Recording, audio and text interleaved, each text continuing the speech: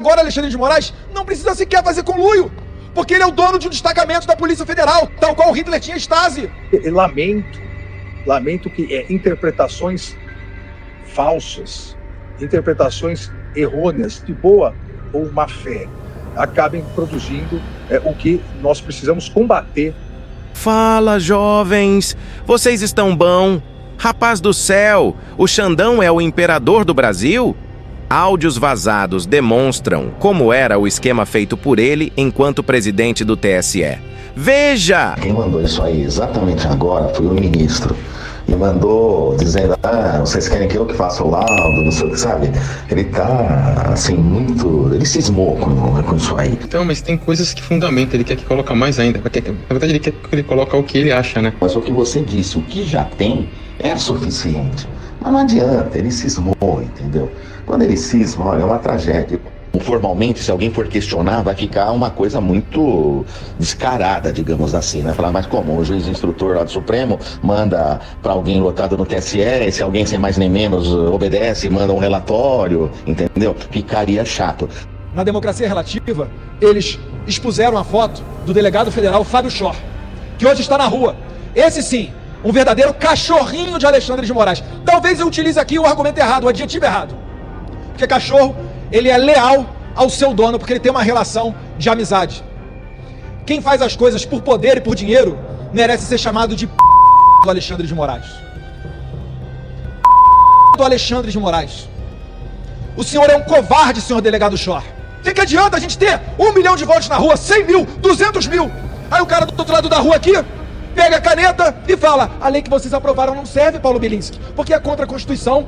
Estão lá dando declaração, falando que se esse Congresso aprovar uma anistia, eles vão fazer a revisão constitucional. Agora Alexandre de Moraes não precisa sequer fazer conluio, porque ele é o dono de um destacamento da Polícia Federal, tal qual o Hitler tinha Stasi.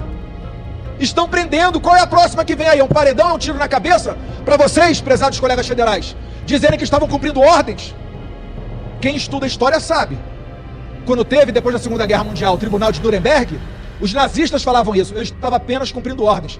E não foram aliviados, tá? Vou lembrar vocês, quando a casa de Alexandre de Moraes cair, vocês virão todos a reboque. As mensagens vazadas, né, são do juiz auxiliar de Alexandre de Moraes no TSE e também do chefe da Assessoria Especial de Enfrentamento à Desinformação, órgão que era subordinado a Moraes no TSE. Veja só, por volta das 17 horas, Tagliaferro avisou que na Revista Oeste encontrou apenas publicações jornalísticas que não estavam falando nada e perguntou o que, então, ele deveria colocar no relatório. Ou seja, você pede para uma pessoa fazer um relatório já para perseguir um veículo de comunicação, um veículo de imprensa, que é o caso da Revista Oeste. E aí, o sujeito não encontra nada, e quando ele não encontra nada, ele pergunta: já que eu não achei nada, o que eu coloco no relatório? É tudo absolutamente criminoso, é tudo absolutamente grave. E aí, Ayrton Vieira responde em seguida: use a sua criatividade, risos, risos, risos. E completou: pegue uma ou outra fala, opinião mais ácida, e o ministro entendeu que está extrapolando com base naquilo que enviou. Vou dar um jeito, risos, risos, risos, disse Tagliaferro. Ou seja, o destino das pessoas, a liberdade de indivíduos sendo decidida por pessoas, primeiro, que tratam a liberdade dos outros como deboche, uma investigação, um relatório que pode embasar a prisão de uma pessoa, levando isso como graça, como uma coisa engraçadinha. Ai, não encontrei nada com esse cara, o que eu faço agora? Ai, vai lá e dá o seu jeito. Ai, tudo bem, vou dar um jeito de prender esse cara. Isso é um negócio absolutamente inaceitável em qualquer democracia, coisa de ditadura. O meu gabinete me preocupa, ou a lisura dos procedimentos. Todos os procedimentos foram realizados no âmbito de investigações já existentes, aqui principalmente o inquérito 4781, conhecido na mídia como inquérito das fake news, e o inquérito 4878, também denominado pela mídia como inquérito das milícias digitais. Esses inquéritos apuravam, como apuram, diversas condutas, as investigações realizadas pela Polícia Federal, as requisições feitas e o acompanhamento pela Procuradoria-Geral da República, e no curso desses inquéritos e das petições em anexo, outras investigações conexas a esses inquéritos, várias vezes surgia que aqueles investigados estavam reiterando as condutas ilícitas realizadas nas redes sociais. Não há nada a esconder.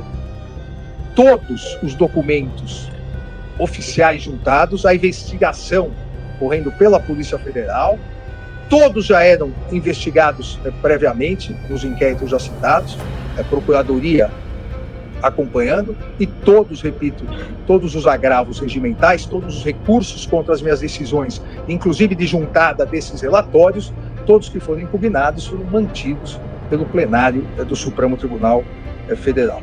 Então, presidente, eu só tenho, novamente, a agradecer a Vossa Excelência, ao ministro decano, aos meus pares, ao Procurador-Geral da República, e dizer que lamento que interpretações falsas, interpretações errôneas, de boa ou má fé, acabem produzindo o que nós precisamos combater nesse país, que são notícias fraudulentas. O que se vê de ontem para hoje é uma produção massiva de notícias fraudulentas para novamente tentar desacreditar o Supremo Tribunal Federal, as eleições de 2022 e a própria democracia no Brasil. A respeito do ex-presidente desta casa, ministro Alexandre de Moraes, um grande ex-presidente que cumpriu um enorme papel, como é de conhecimento geral do país, nas eleições de 2022, e apenas fazer algumas observações.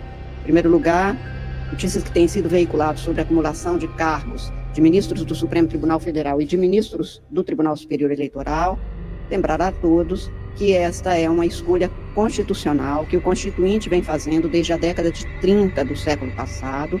Os ministros do Supremo Tribunal Federal, como os ministros do Superior Tribunal de Justiça, compõem esta casa, honram a história desta casa por determinação constitucional.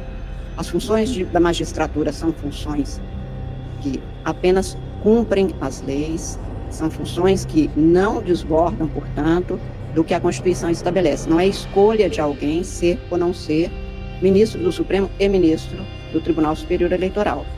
E deve-se dizer que, apenas para esclarecimento, que nós, ministros do Supremo Tribunal Federal, que integramos pelo mandato de 2 anos com a recondução possível, que cumprimos as funções inerentes a esses 2 cargos, fazemos isso sem que haja, inclusive, qualquer diminuição da carga de serviço no Supremo Tribunal Federal.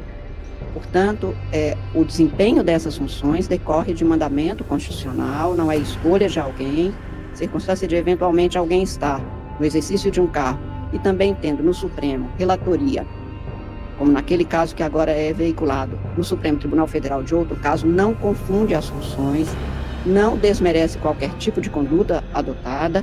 O Tribunal Superior Eleitoral tem um único objetivo de garantir a lisura, a transparência e a segurança do processo eleitoral.